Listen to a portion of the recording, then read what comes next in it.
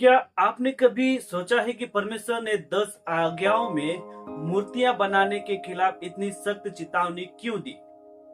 अगर कोई व्यक्ति केवल पूजा के लिए एक मूर्ति बना रहा है, तो इसमें समस्या क्या है? क्या परमेश्वर सिर्फ मूर्तियों से नफरत करता है या इसके पीछे कोई गहरा कारण है? आज हम जानेंगे कि मूर्ति पूजा केवल एक धार्मिक गलती नहीं, बल्कि यह मनुष्य की पहचान, उसके उद्देश्य और परमेश्वर के साथ उसके संबंध को बिगाड़ देती है। आइए समझते हैं कि दूसरी आज्ञा में परमेश्वर ने मूर्तियां बनाने से क्यों मना किया।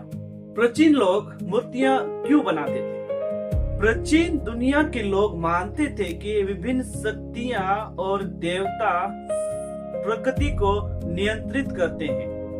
बारिश के लिए एक देवता, फसल के लिए दूसरा देवता, युद्ध के लिए तीसरा।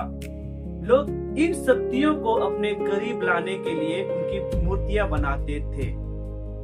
उनका विश्वास था कि जब वे किसी देवता की मूर्ति बनाते हैं तो उस देवता की उपस्थिति उस मूर्ति में आ जाती है। फिर वे उस मूर्ति के सामने बलिदान चढ़ाते, प्रार्थना करते और उससे सहायता मांगते थे। लेकिन बाइबल एक बिल्कुल अलग तस्वीर प्रस्तुत करती है। तू अपने लिए कोई खुदी हुई मूर्ति ना बनाना, ना किसी वस्तु की प्रतिमा बनाना।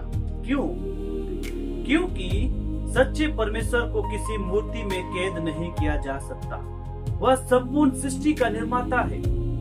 आकाश, पृथ्वी और समुद्र उसकी बनाई हुई चीजें हैं। इसलिए उसे किसी पत्थर, लकड़ी या धातु की वस्तु द्वारा दर्शाया नहीं जा सकता। यहाँ एक बहुत महत्वपूर्ण बात है। बाइबल के अनुसार परमेश्वर ने पहले ही अपनी प्रतिमा बना दी है। वह प्रतिमा कोई पत्थर की मूर्ति नहीं, वह है मनुष्य। उत्पत्ति की किताब 1 अध्याय 26 से 27 पद कहता है कि परमेश्वर ने मनुष्य को अपने स्वरूप और समानता में बनाया। दूसरे शब्दों में मनुष्य इस संसार में परमेश्वर का प्रतिनिधि बनने के लिए बनाया गया था। प्राचीन राजाओं की मूर्तियां उनके राज्य के अलग अलग हिस्सों में लगाई जाती थी ताकि लोग जाने कि यहाँ उस राजा का अधिकार है।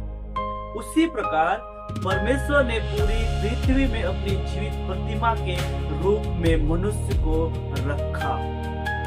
हमारा उद्देश्य था कि हम संसार में परमेश्वर के चरित्र, प्रेम और न्याय को प्रकट करें। लेकिन जब मनुष्य मूर्तियां बनाने लगा तो उसने परमेश्वर की योजना को उल्टा कर दिया।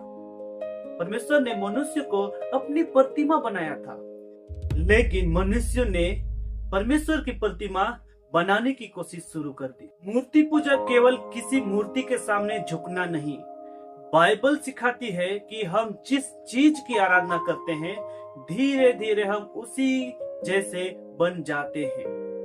भजन संहिता 115 बताती है कि मूर्तियों की आंखें हैं पर वे देख नहीं सकती, कान है पर सुन नहीं सकती, और जो लोग उनकी पूजा करते हैं वे भी उनके समान हो जाते हैं। जब हम परमेश्वर के स्थान पर किसी और चीज को सर्वोच्च महत्व देते हैं, धन, शक्ति, प्रसिद्धि या किसी वस्तु को, तो वह हमारे जीवन की मूर्ति बन जाती है और धीरे धीरे हम उन्हीं चीजों के गुलाम बन जाते हैं। दूसरी आज्ञा केवल मूर्ति मत बनाओ नहीं कहती, यह हमें याद दिलाती है कि परमेश्वर पहले ही अपनी प्रतिमा बना चुका है और वह हम है।